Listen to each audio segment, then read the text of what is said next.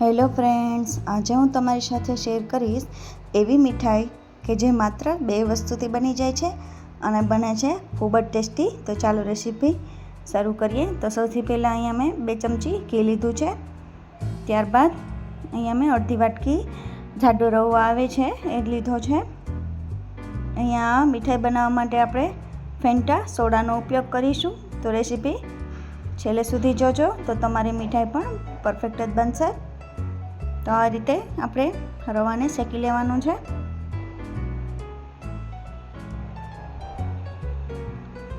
તો આમાં આપણે બીજી કોઈ જ વસ્તુની જરૂર નથી પડતી, માત્ર રવો અને ફેન્ટાના ઉપયોગથી જ આપણે રેસીપી બનાવીશું।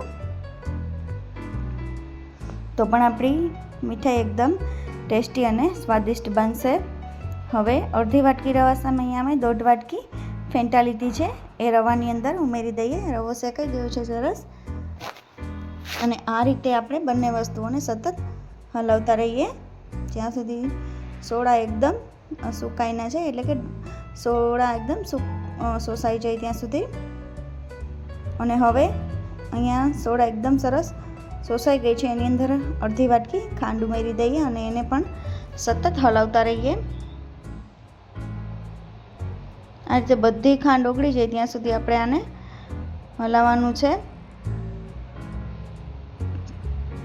હવે એની અંદર મેં અહીંયા 1 ચમચી ઘી ઉમેરી દીધું છે। ઘી ઉમેર્યા બાદ પણ આપણે આ મીઠાઈને એકદમ સરસ હલાવીશું। તો આ મીઠાઈ જો બાળકોને ખવડાવશો ને તો એને પણ બહુ જ પસંદ આવશે।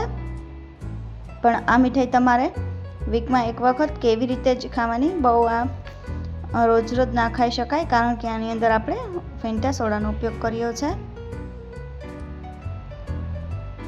તો હવે અહીંયા એક ડીશ લઈ એની ઉપર ઘી લગાવી દીધું છે મેં। હવે તૈયાર કરેલી મીઠાઈ આની અંદર ઉમેરી દઈએ અને આ રીતે સરસ પાથરી દઈએ અને સેટ કરી લઈએ ડીશમાં।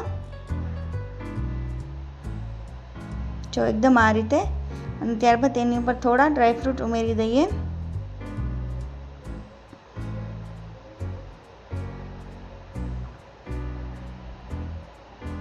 જો એકદમ આ રીતે તમારા મનપસંદના કોઈ પણ ડ્રાયફ્રૂટ્સ તમે આની અંદર ઉમેરી શકો છો। હવે આને આપણે 15 થી 20 મિનિટ માટે ઠરવા મૂકી દઈએ।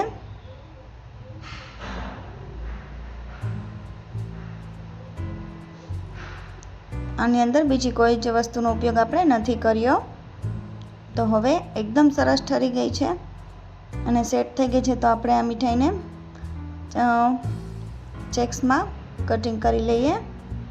તો તૈયાર છે આપણી ફેન્ટામાંથી એકદમ સરસ મીઠાઈ। તો હવે આને આપણે એક પ્લેટમાં સર્વ કરી લઈએ।